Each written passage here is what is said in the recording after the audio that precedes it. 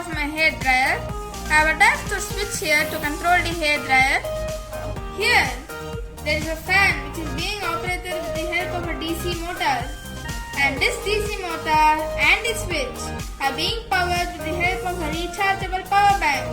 You can also use a mobile charger to power my rechargeable hair dryer. Now I have powered my hair dryer on, so let me dry my hair. Wow, my hair dryer actually works. It's drying my hair.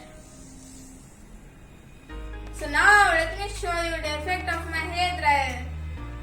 So as you can see, this piece of cloth is actually moving because it is receiving air through the blower of my hair dryer. So did you see how my rechargeable hair dryer was useful when the power was gone?